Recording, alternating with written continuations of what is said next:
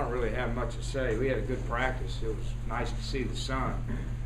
So that brought back some spirits, and we got a team rib eating contest tonight and a rock star contest. So that's on their mind right now. I'm hoping Zach Fulton is right now working his stomach, getting ready for the rib eating contest so we can put on a good show. That's really all we got.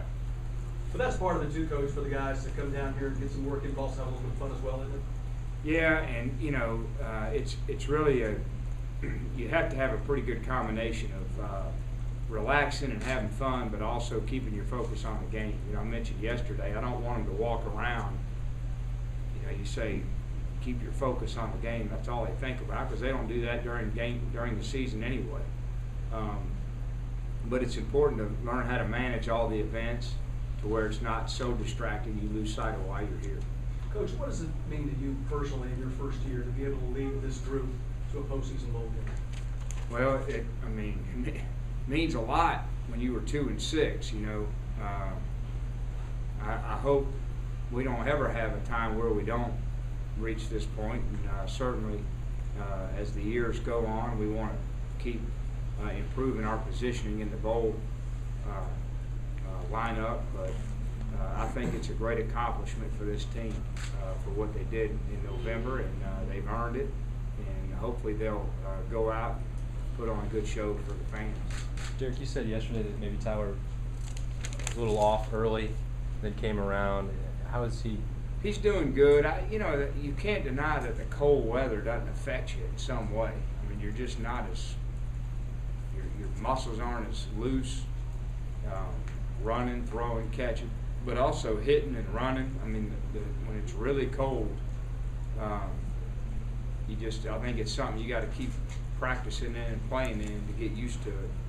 It seemed like you just feel different. It seemed like even inside, though, you felt like the passing game was taking a little longer to get the rust off, maybe even a week ago. Well, it's always going to be that way when you have time off, and I don't think that's uncommon. You know, you want to, when you get in that rhythm of week to week to week to week, you stay sharp, and so when you have a big time period off, it's hard not to stay sharp. I mean, it really is. It just takes a lot of timing and work, but hopefully it won't be too far off. I think you see that in a lot of bowls, so. Coach, individual teams tend to have a character or an identity of some sort after 12 games with these guys. What would you say that is for this team? I don't know. I hadn't been asked that one. What I saw this team, you know, what makes this team unique than any other team I've been around is you have this kind of core group of seniors and then a whole bunch of youngins with the seniors, and so there's not a lot in the middle, and that requires a lot of teamwork between old guys and young guys, and that's not always easy because the old guys have been around, they kind of know what it takes, and their last year is important to them, and the young guys are new and they don't really know what it takes, and so they're going to do things that frustrate the old guys, and some of the young guys don't always understand the old guys. So I think more than anything, you know, the ability of our young and old to work together and play together is what ultimately got us to the bowl game, and that's not easy. It was a job well done by those old guys. Derek, when you look at these bowl games so far, you see some really uncharacteristic performances based on the regular season. Some teams look a lot better, some look absolutely terrible. Mm-hmm. Is it harder to gauge how your team might play in a bowl? I think it's very difficult, and you always worry about, you know, how sharp are you physically, your timing, just what we talked about in the past game, how aggressive you play. You know, you worry about losing your fundamentals, tackling and blocking, and then you also just worry about the psyche of the team, because it is a lot of time off, and they got to play for something. You know, you got to be playing for something. So I think I do think it's hard, and I said this at the end of the year. It's usually, if you don't have a big disparity in talent, then it's who managed that time off the best. Now, a lot of times if you have a big talent disparity, generally the more talented team wins, especially in the skill positions. If you reference the seniors being able to play with that large group of young guys, several of the seniors talked yesterday about just how important it is that they get this last win, that they leave with a winning record and continue your momentum. Have they relayed that to you? Have any of those seniors talked to you about it? And then No. for momentum's sake, how important is a win? I think that I saw how important it was to those guys in November, and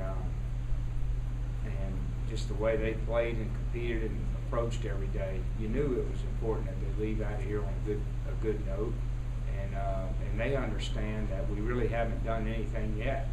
But if we can go out and play well and get a victory, you've accomplished some things. You're a bowl champion, a winning season, and it's something to be proud of. So I know they want to end it that way, and I think it's important these young guys make their mark a little bit going forward. So it's an important game, but it's not, like most games, it's not the end of the world if you don't do it well. And if you do it well, it doesn't mean you're going to go roll and win them all the next year. So it's just the next game, and everybody will feel good if we win. Do you put in a lot of different stuff on offense and defense during your bowl preparation, or do you work mainly on fundamentals? Well, we worked 5 practices or the 4 days strictly on fundamentals, that mini camp we had. And then that really had nothing to do with game planning. And everything to do with trying to stay sharp physically. And then we did a game week on North Carolina, which was more, game planning, getting ready to play this game. So you can put a lot in, but the players still have to go execute it. And at the end of the day, there's only a certain number of calls you're going to make in a game. So it's a finite number. So if you go in with 600 things, you're not going to call it all. So it's a little bit of both. Terry, did you, going back to when you were an assistant or when you were a tech, did your teams usually perform about like you thought they did, or did some of them fool you by the way they performed in a bowl game?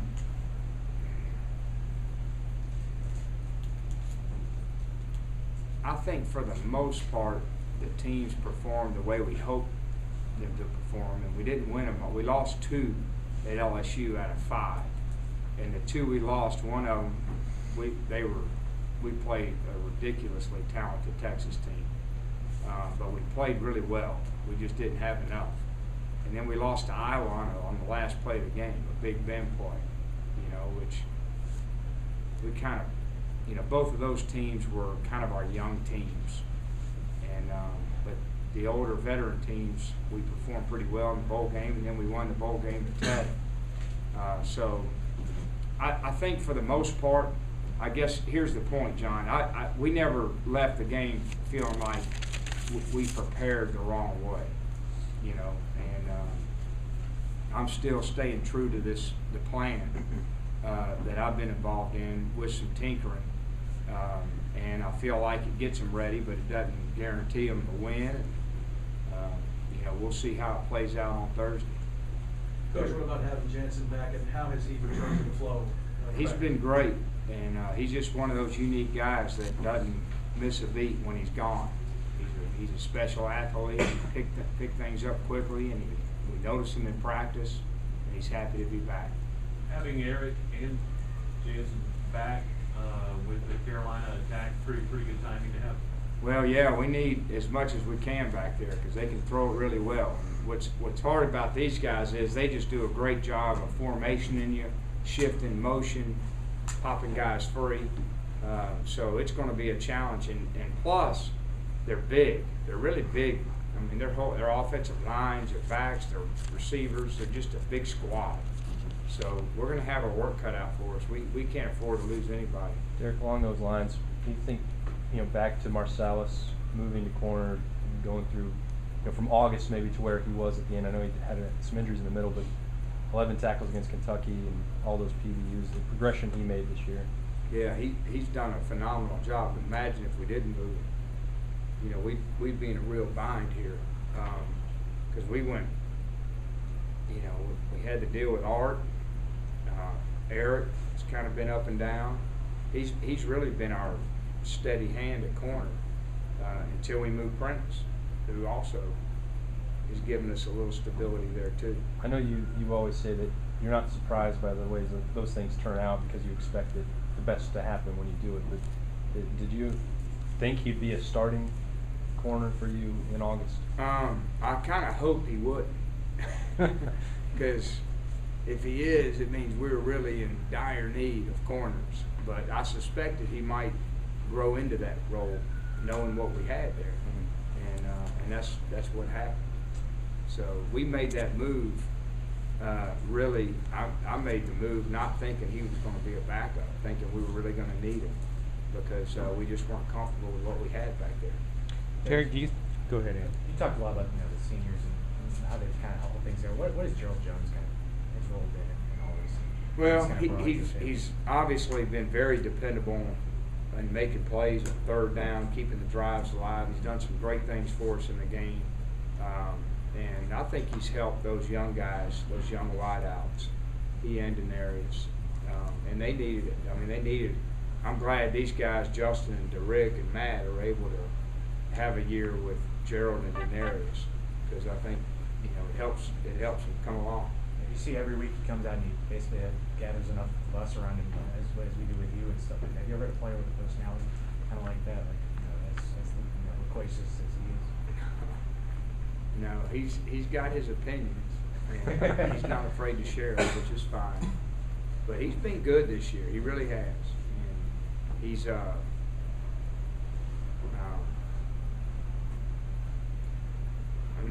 I think he's welcomed what we do as coaches, and I think Gerald is a smart guy, and he's not just going to buy in the word everybody likes to use, like a lot of players would. You're going to have to prove it to them that this is what we're doing and this is why we're doing, and that's okay. And I don't have a problem with it, but he's been good. He's been good. Hopefully he can finish his career out the right way. Derek, do you look at other coaches when you're preparing for a bowl game as to how they've prepared teams in the past? I do. And I call around. It's such you'd be amazed at the difference. What's great about coaches is they all have conviction. This is how we do it, and it's great. I was talking to Jim about this today, because I sit there all the time going, is this the right thing? Is this the right thing? And, what I told Jim was, I don't think what we're doing is the wrong thing. That's a starting point. I know it works, but I always say, what's a better way? Is there a better way? But when you're talking about, okay, you have 20-something days to prepare your team, or however many days it is, for a game, and you're just coming off a long season, what do you do? I mean, it's really, you can imagine the gamut of opinions on it. And so I've just relied on personal experience, and then I'll call around people who are having a lot of success and kind of pick their brain a little bit. And some things I say, hey, that's a good idea, and some things I say, I don't like it. And that's all you can do, keep growing each year as a coach. And every year your window changes a little bit, depending on what bowl win the last game is. But it's a hard thing. I think people, it sounds like it's easy, but you're just playing that balance of overworking them, wearing them down mentally, not working them enough, and just trying to peak right at that one game. You got one shot. And, I can imagine what, Gene and Chip are going through. It finally gave in. Well, Derek, do you? I think we play this stuff too late. That's my opinion. It used to be January 1, it was over, which I think is a good thing. But Well, do you think so? Is there a possibility North Carolina might come out and do some extremely different stuff? Do you wonder about that yourself? Possibly plan for what they could do differently? I think most teams do what they do, but what they do is they got a little better feel for what you do than normal. So And then there's always those special plays that people tend to get a little more aggressive in a bowl game. So if you can kind of survive the special plays and just stay in the fight, because sometimes things happen early. They come out and they get you early because they've had some time. Sometimes they do. So you just got to stay in the fight. You know, you see a lot of blowouts in these bowl games. It happens a lot. And, you know, the psyche of that team to keep fighting for 4 quarters and not get stunned when they come out and jump on you, because that can happen in this kind of long time off. You saying you've got some special plays in there? No, we don't have any. I just know North Carolina probably does. Coach, the side It's of- special when we execute the play the right way to me, which isn't very often. Coach, the sight of Tennessee practicing on Vanderbilt's field was a little unusual, I guess. Did that occur to you at all? It was a little strange to be on a. Yeah, we were sneaking around, checking things out. But no, it was nice of them to let us use it, and I guess that's a deal they do with all the SEC teams. So we appreciate them opening up their facility for us. And looks like they're doing some renovations over there. New coach coming in. Derek, what coaches did you consult with about preparing for bowl? I mean, I got some guys that I call, but I don't want to. One in Alabama? No, I'm not going to go into who I called, Jim. I mean, I got several friends in the profession, and you know, call around, and then sometimes I just call a guy. So, but just bouncing ideas. Derek, you I had know what Alabama does, so I don't have to call him. I did it for 7 years. Derek, you had mentioned yesterday that the red non-contact jersey had made Eric Gordon even more aggressive at times. Shed that today. Did you still see the same intensity? He was good, yeah. Team's been good. They've had good spirits. I hope it carries over to the game. Derek, with that being said, I mean, how far has this team come in understanding the day-to-day approach to getting ready to play? Something you talked about the first 6-8 weeks of the season and the preseason. How far has this team come in understanding? It's a long way. You know, the last few weeks and even this bowl prep, you can see just a different workmanlike mode to them. So I've been pleased with it. You know, and I mean, they understand the purpose and pace of every drill, why we do things, and they've accepted that this is what we do and this is how we do it, and let's go get it done.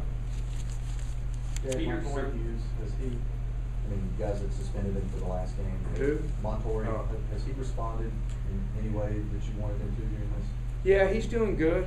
He's working hard, and he's still battling his ankle a little bit, and but you know, he's got a long way to go in a lot of areas. But he's had a good attitude. He works hard, and he's still got to improve a lot fundamentally. He's got to improve a lot with his understanding of the defense and how his role fits, and not just freelance, you know. So, what about Peter? Peter Sermon. Yeah. He spent many years here playing with the Titans. What has he been able to bring to the defense? He's been a great addition. You know, it's almost like having an extra coach as a GA. And I'll tell you, this new rule they passed, I think it's a terrible rule, that I guess you can't be out of, what's the rule about GAs? You can't be out of your eligibility more than 7 years. Have y'all heard of that? It's a new rule they passed. It's because of us. That's what they tell me. Yeah, Mitch Brown. But it's ridiculous, because what it does is a guy like Peter Sermon can't get into coaching. You know, these NFL guys, it's going to block NFL guys from getting into coaching. It's going to block high school coaches from getting into coaching, because the GA is the way to do it. And but he's been a phenomenal addition. He's an excellent football coach. He commands a lot of respect from the players, and we're glad he joined us. Your thoughts on Yates, quarterback in North Carolina? Well, he's broken a lot of records for him, and he distributes the ball around to a lot of different guys. He's very knowledgeable. he's one of the key reasons they're here. Colder weather game, Derek, gloves for the receiver, any changes on that front? Well, we let them kind of, we offer the equipment that's plenty enough to keep them warm, and we let them choose what they want to do. You know, so hand warmers and head warmers and all that other stuff. But they always wear gloves, so the gloves won't be any different. Derek, is there an area of the team that you've seen significant improvement since the Kentucky game based on your bowl practices? I couldn't pick one area. I think we're seeing gradual improvement in a lot of areas, and I think, you know, we were seeing that during the season. I see some, you know, I saw Tyler improve some things. I saw the offensive line improve some things. I saw, you know, our secondary improve some things. So, I mean, you can see things all over, but we'll find out Thursday if they can translate it to game speed. Thanks, Coach. All right, guys.